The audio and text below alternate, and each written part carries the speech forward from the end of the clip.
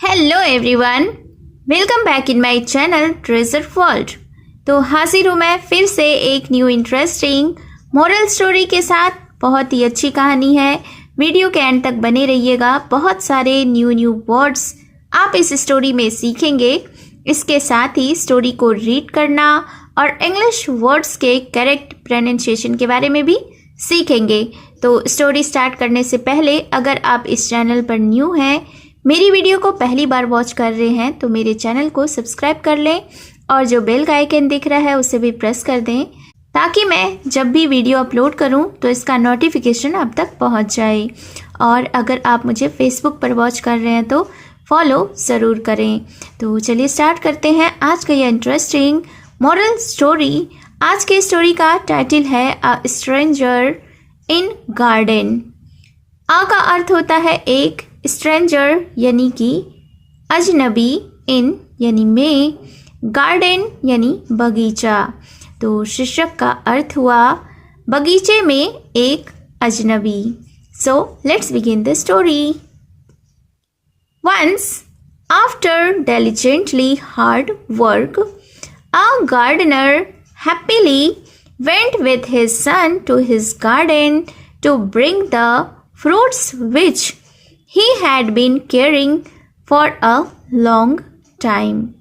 तो सबसे पहले इस सेंटेंस के वोकैब्युलरीज को समझ लेते हैं। वंस यानी कि एक बार, आफ्टर यानी बाद, डिलिजेंटली, डिलिजेंट का अर्थ होता है लगन, हार्ड वर्क यानी कि कड़ी मेहनत।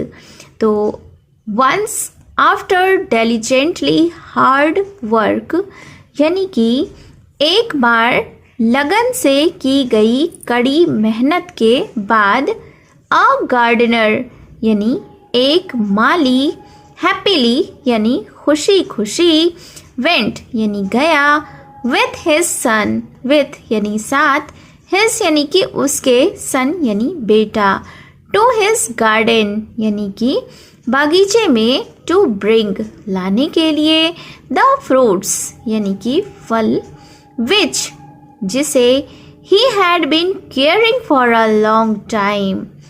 केयर का अर्थ होता है देखभाल करना। ही हैड बीन केयरिंग यानी वह देखभाल किया था, फॉर अ लॉन्ग टाइम एक लंबे समय से। तो इस सेंटेंस को समझते हैं कि एक बार लगन से की गई कड़ी मेहनत के बाद एक माली खुशी खुशी अपने बेटे के साथ बगीचे में फल लाने गया, जिसकी वह लंबे समय से देखभाल करता आ रहा था। As he reached there, he was astounded to see a stranger picking the fruits without informing anybody।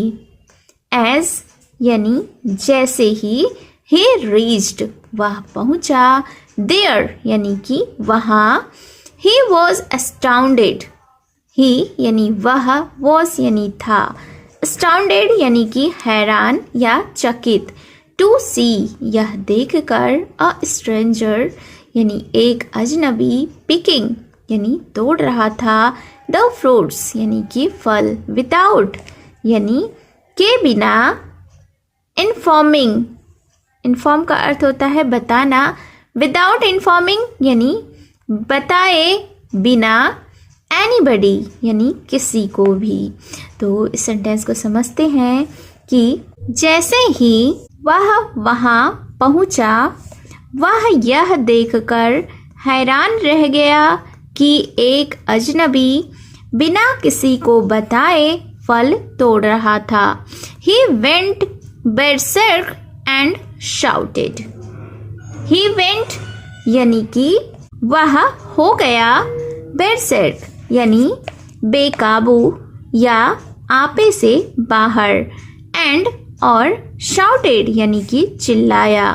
तो he went berserk and shouted यानी कि वह आपे से बाहर हो गया और चिल्लाया, Hey you, what are you doing on my tree? क्या कहा कि Hey you यानी अरे तुम, What are you doing on my tree यानी कि तुम मेरे पेड़ पर क्या कर रहे हो। Aren't you ashamed of stealing fruits? Aren't यानी क्या नहीं हो, you यानी तुम, ashamed यानी कि शर्मिंदा, of stealing यानी चुराने में, fruits यानी कि फल। तो फिर क्या आगे उस व्यक्ति ने उस अजनबी से कहा कि क्या तुम्हें फल चुराने की शर्म नहीं है? The stranger replied. अब इस पर अजनबी ने जवाब दिया, Everything is of God and I am God's servant. Everything यानी कि सब कुछ, is of God, God यानी ईश्वर, तो everything is of God यानी कि सब कुछ ईश्वर का है, and और I am God's servant, servant यानी कि सेवक, और मैं ईश्वर का सेवक हूँ। तो इस सेंटेंस को फिर से समझते हैं कि उस अजनबी व्यक्ति ने माली से कहा कि सब कुछ ईश्वर का है और मैं ईश्वर का सेवक हूँ। This answer baffled him and again he shouted at the stranger. This answer यानी कि यह जवाब, baffled यानी कि हैरान हो गया, him यानी कि उसे, This answer baffled him यानी यह जवाब उसे हैरान कर गया, and again और फिर से he shouted वह चिल्लाया, at the stranger यानी अजनबी पर। तो यह जवाब सुनकर वह हैरान हो गया, या यूँ कह सकते हैं कि इस जवाब ने उसे हैरान कर दिया, चकित कर दिया, और वह फिर से अजनबी पर चिल्लाया। But the stranger continued picking fruits. But यानी कि लेकिन, the stranger यानी अजनबी continued यानी कि जारी रहा, पिकिंग फ्रूट्स यानी फल तोड़ने में। तो लेकिन अजनबी फल तोड़ता रहा, या यूँ कह सकते हैं कि अजनबी फल तोड़ने में जारी रहा। After pondering, the gardener asked his son to bring a rope and a stick and began to beat the stranger. After यानी बाद, pondering, ponder का अर्थ होता है सोच विचार करना। आफ्टर पॉन्डरिंग यानी सोच विचार करने के बाद, the gardener asked his son यानी माली ने अपने बेटे से कहा, टू ब्रिंग, ब्रिंग यानी कि लाना, टू ब्रिंग यानी लाने को, अ रोप यानी एक रस्सा, एंड अ स्टिक और एक छड़ी, एंड बिगेन और शुरू किया, टू बीट यानी मारना, द स्ट्रेंजर यानी अजनबी को। तो फिर क्या हुआ कि कुछ समय सोच विचार करने के बाद माली ने अपने बेटे को एक रस्सा और एक छड़ी लाने को कहा और अजनबी को मारना शुरू किया। Stop stop, what are you doing? The stranger cried horribly. The stranger यानी कि अजनबी, क्राइड यानी कि चिल्लाया, हॉरिबली बुरी तरीके से या बहुत ज़ोर से। तो फिर क्या हुआ कि वह अजनबी चिल्लाया और चिल्लाकर उस अजनबी ने कहा कि रुको रुको, व्हाट आर यू डूइंग? तुम क्या कर रहे हो? Don't you fear God? क्या तुम्हें ईश्वर का डर नहीं है?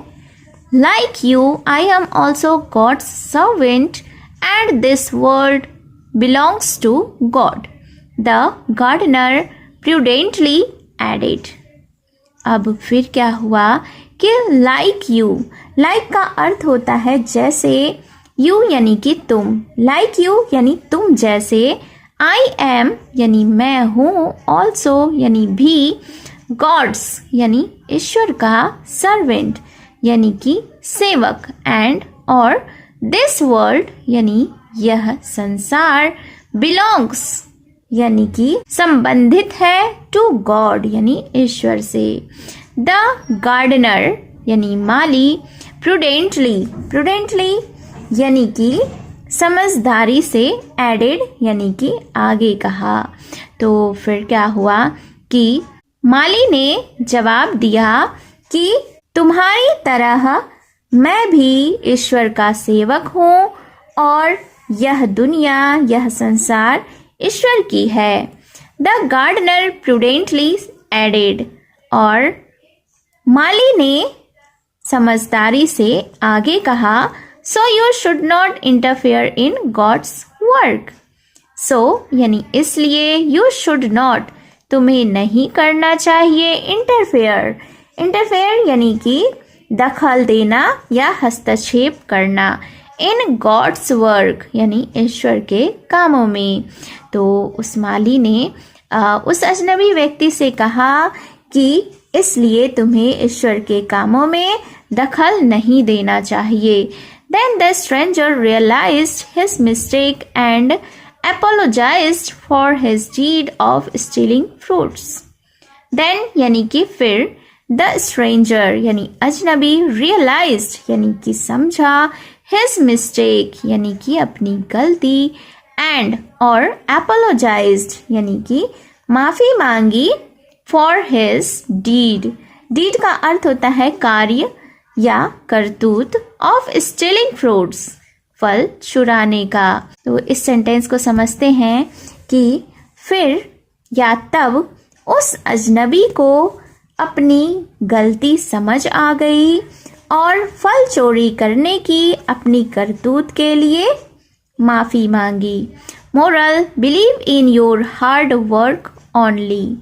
बिलीव का अर्थ होता है विश्वास करना, तो बिलीव यानी विश्वास करो, in your hard work only, in यानी में, योर यानी तुम्हारे, हार्ड वर्क यानी कठिन परिश्रम या कड़ी मेहनत, ओनली यानी कि सिर्फ।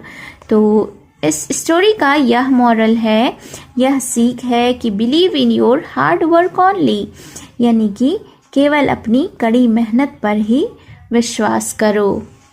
तो this was the short moral story. अपना वैल्यूएबल फीडबैक कमेंट बॉक्स में ज़रूर दें कि आपको यह स्टोरी कैसी लगी, और स्टोरी के डिस्क्रिप्शन को ज़रूर चेकआउट करें। वहाँ पे आपको इस स्टोरी में यूज़ हुए important words with Hindi meaning मिल जाएंगे। तो अगर आपने अभी तक मेरे चैनल को सब्सक्राइब नहीं किया है तो चैनल को सब्सक्राइब कर लें, बेल का आइकन भी हिट कर दें, और अगर आप मुझे फेसबुक पर वॉच कर रहे हैं तो फॉलो ज़रूर करें। तो मिलती हूँ मैं फिर से एक न्यू इंटरेस्टिंग मोरल स्टोरी के साथ। Thank you for watching.